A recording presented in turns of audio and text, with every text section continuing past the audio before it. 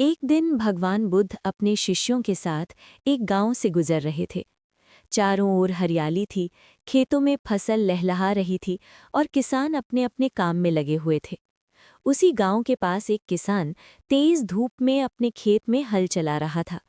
उसके माथे से पसीना बह रहा था, लेकिन वो बिना रुके लगातार मेहनत कर रहा था।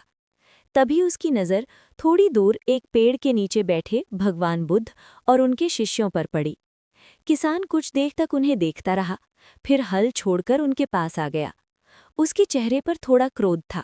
वो बोला, हे साधु, मैं सुबह से खेत में मेहनत कर रहा हूँ, हल चलाता हूँ, बीज बोता हूँ, पसीना बहाता हूँ, तब जाकर मुझे भोजन मिलता है। लेकिन आप लोग बिना काम किए ही लोगों से भोजन मांगते हैं। क्या ये उचित है? किसान की ये बात सुनकर बुद्ध के शिष्य थोड़ा असहज हो गए। उन्हें लगा कि किसान ने भगवान बुद्ध का अपमान किया है। लेकिन भगवान बुद्ध बिल्कुल शांत बैठे रहे। उनके चेहरे पर हल्की मुस्कान थी। कुछ क्षण बाद बुद्ध ने शांत स्वर में कहा, भाई, मैं भी खेती करता हूँ। ये सुनकर किसान जोर से हंस पड़ा। वो बोला, आप खेती करते हैं? मैंने तो आपको कभी हल चलाते नहीं देखा। ना आपके पास बैल है और ना ही खेत। फिर आप कैसी खेती करते हैं?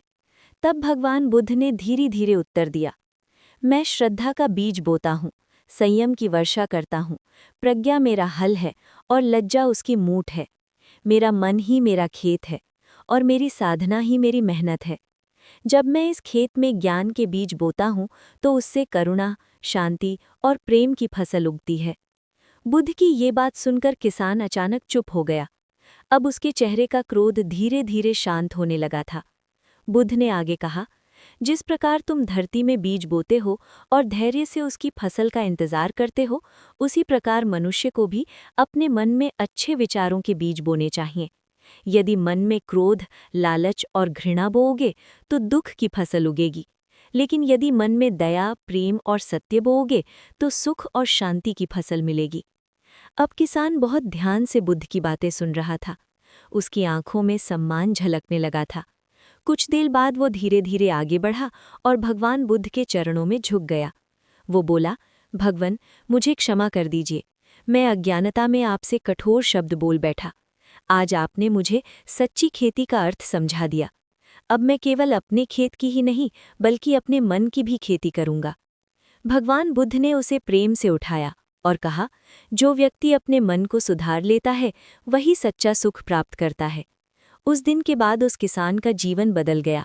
अब वो केवल खेत में ही नहीं, बल्कि अपने मन में भी अच्छे विचारों के बीज बोने लगा। अगर आपको ये कहानी पसंद आई हो तो वीडियो को लाइक करें और कमेंट में अपनी राय ज़रूर लिखें। साथ ही ऐसे ही भगवान बुद्ध की प्रेरणादायक कहानियाँ सुनने के लिए बौद्ध विचार यूट्यूब चैनल को सब्सक्राइब करना ना भूलें। धन्यवाद।